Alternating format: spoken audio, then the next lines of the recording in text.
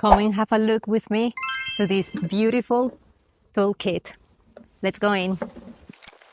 Let me tell you first the story of this beautiful toolkit. This toolkit has easily about between 50 or 80 years, and it was a present I received from my mentor when I was doing my work experience in England. So it has a very significant value for me. And yeah, it's very particular. Nowadays, you don't find them like that. And let's have a look what it is inside. Okay, let's open it. The first thing you're going to notice is that it's made on metal. This toolkit is metallic. Back in the time, they used to do it like that. And it has beautiful compartments. It has here a little kind of a wing for storing your palette. So you always put your palette there. And then when you close it, it's not moving around. It has like this little drawer where you put your brushes and little compartments here where you can put different tools. In here I have charcoal. In another one I have Q-tips and things like that.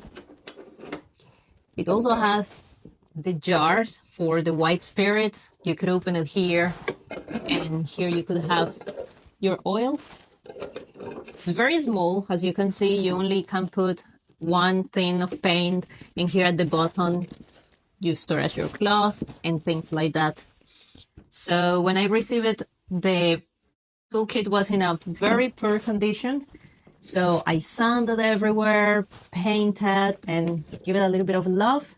This section is gilded. And I actually use it for a little bit of time. But now I have another toolbox. Let me show it to you. And it's this one. As you can see, it's massive in comparison with this one. This one was metallic, this one is on wood. And let me show you this one inside. Okay, let's open this one and see how it is inside. So you can see that it has a lot of space. It's very, very big. And in here you can put everything what you need for an on-site job. So it has two big drawers. Here I have my brushes, which I keep on a little box. I have things that I'm going to need for working on site, like Vaseline, dippers.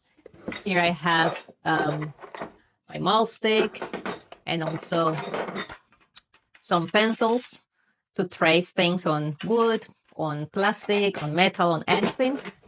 I also have things like always a cloth. Here I put the paint, the oil, a tape measure, super useful for a job, paper cups, and anything and everything I need.